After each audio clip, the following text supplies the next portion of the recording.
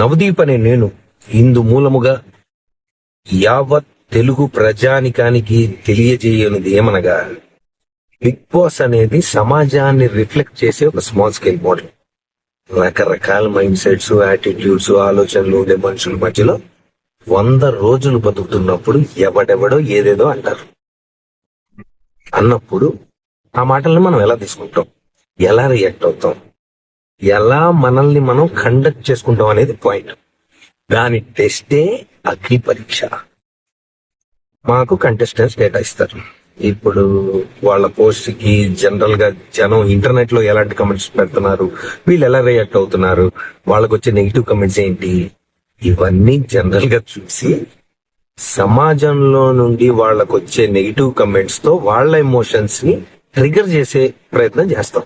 Right? It will test there ability to conduct themselves. We have to test. ఎవడో comment పెట్టినట్టు నేనేదో అంటాను. Contestant reaction ఎలాగైనా ఉండొచ్చు, పర్సనల్ గా తీసుకోవచ్చు. మీ ఒపీనియన్ మీది, I like what I'm doing, I continue to be like this అనొచ్చు. అసలు నువ్వెవడరా నన్ను జడ్జ్ చేయడానికి అని కూడా అనొచ్చు. అది different people will have different approaches and reactions.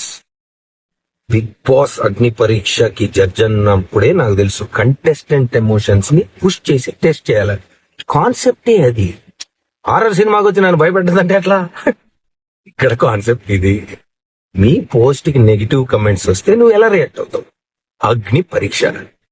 సమాజానికి ఏం మెసేజ్ అంటే నేను కాదు, బిగ్ బాస్ లో పార్టిసిపేట్ చెయ్యాలనుకునే వాళ్ళకి ఏం మెసేజ్ ఇస్తారు అని. నాలాంటి వాళ్ళు ఎంతమంది ఏం మాట్లాడినా తట్టుకొని నిన్ను నువ్వు నమ్మి నవ్వుతూ నడిచే సెల్ఫ్ కాన్ఫిడెన్స్ ఉందా? లేకపోతే బ్రేక్ అయిపోయి ఇంట్లోంచి బ్యాగ్ సర్దుకొని వెళ్ళిపోతావా? అగ్ని పరీక్ష. The show is designed to do this.